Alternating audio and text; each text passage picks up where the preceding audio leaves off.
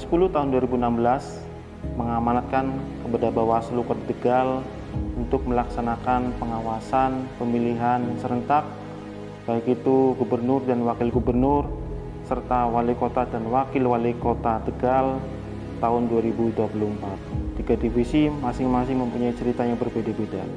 Ini untuk merefleksikan dan mengevaluasi pelaksanaan pilkada yang akan datang.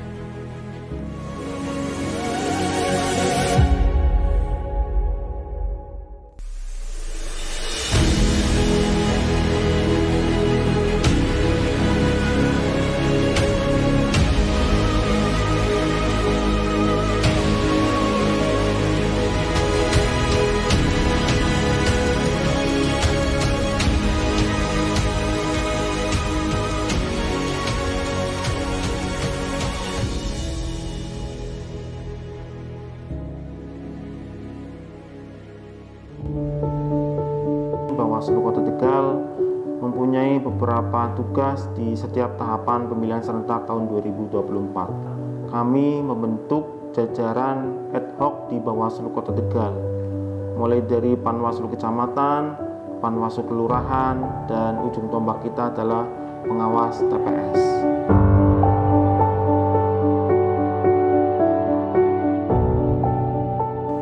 Sekretariat merupakan satu kesatuan dari lembaga Bawaslu, khususnya Bawaslu Kota Tegal yang tidak dapat terpisahkan.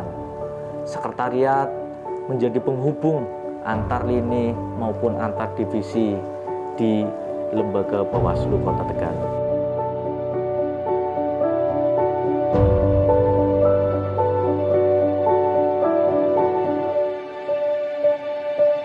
Bisa mensukseskan pemilu maupun pilkada, maka kita perlu adanya edukasi kepada masyarakat supaya masyarakat pun lebih paham terkait dengan kepengawasan atau kepemiluan.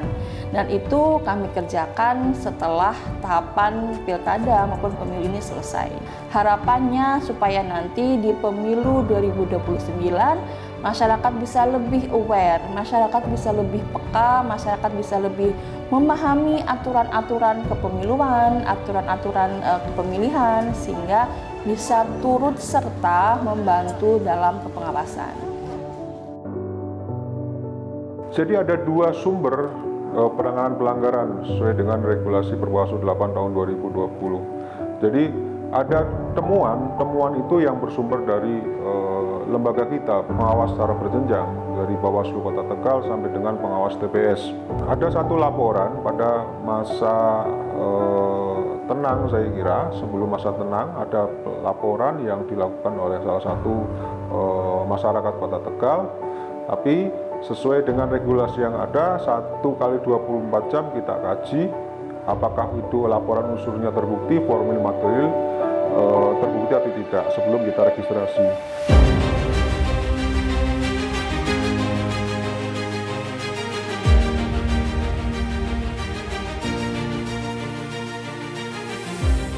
Dari Panwasam ini merekrut tentunya di jajaran ke bawahnya selaku pengawas di tingkat kelurahan. Di tingkat kelurahan namanya Panwas Kelurahan atau PKD. Nah, di Tegal Timur ini ada 5 kelurahan. Tentunya pengawas kelurahan ini berjumlah 5 orang.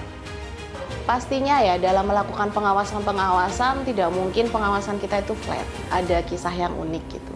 Kisah yang unik itu salah satunya kita menemukan salah satu petugas yang memutakhirkan atau mencoklit data pemilih itu dia menugaskan ke orang tuanya, ke sanak keluarganya. Pada saat hujan lebat di daerah Mintarakin itu seperti rob, kami melakukan pengawasan kampanye menggunakan jas hujan beserta ketua dan sekretariat yang bertugas pada saat itu, di mana kami mengawasi kampanye dari salah satu paslon yang sedang mempromosikan dirinya dalam ajang pemilihan wali kota.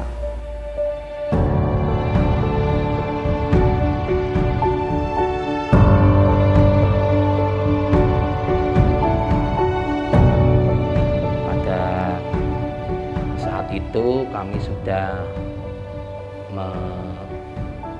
menerima berkas-berkas dari beberapa pendaftar pengawas TPS dan bahkan sudah hampir penetapan untuk dikukuhkan sebagai pengawas TPS.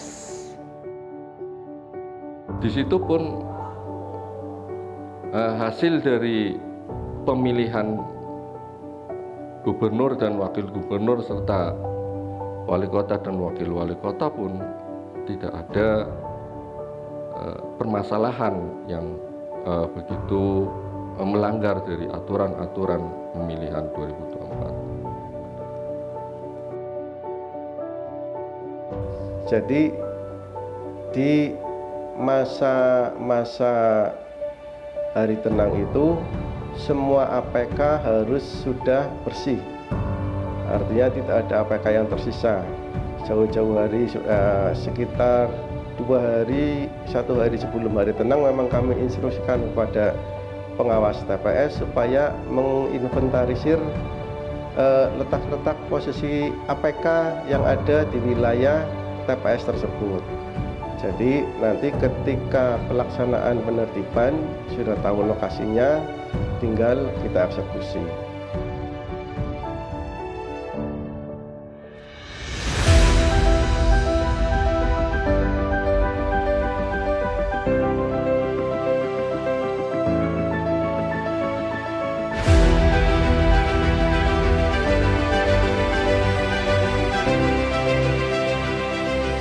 Saat pelaksanaan proses pembentukan pengawas tempat pemungutan suara dengan syarat yang sudah ditentukan oleh Bawaslu Kota kaitannya dengan keterpenuhan 2 kali kebutuhan kuota pendaftar calon pengawas TPS.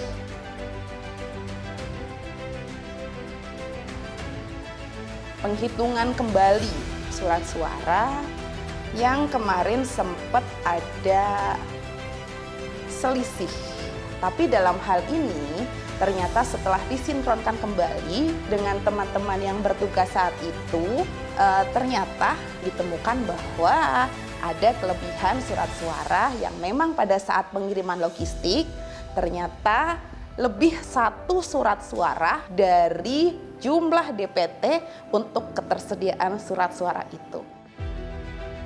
Kami ketika menjalankan tugas-tugas pengawasan, kita menemui berbagai banyak pihak atau lapisan masyarakat yang tentunya emosi dan ambisi mereka itu menggebu-gebu pada saat pesta demokrasi pemilihan serentak 2024.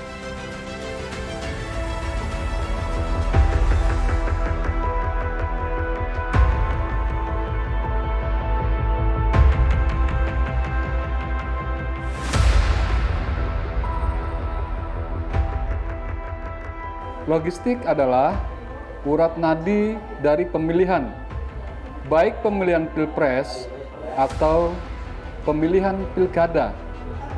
Sehingga semua perangkat logistik harus diawasi, dicek, serta diuji kelayakan serta kebenaran jumlah yang ada serta jumlah yang dibutuhkan di setiap TPS masing-masing, wabil khusus di Kecamatan Margadana.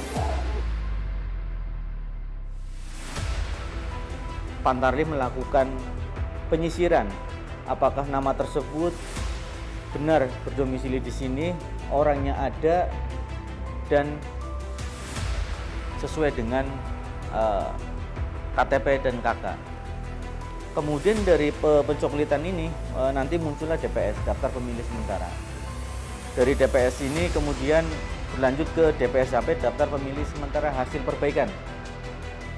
Di dalam tahapan kampanye yang saya laksanakan, ada beberapa tahapan kampanye yang kita awasi, terutama adalah kampanye terbuka,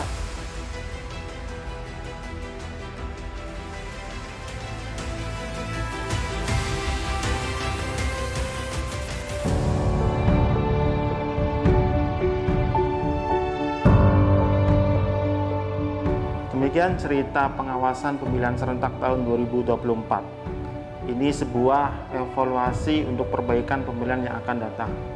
Terima kasih untuk semua pihak yang telah bersama-sama Bawaslu menyelenggarakan pemilihan serentak tahun 2024. Bersama rakyat awasi pemilu, bersama Bawaslu tegakkan keadilan pemilu.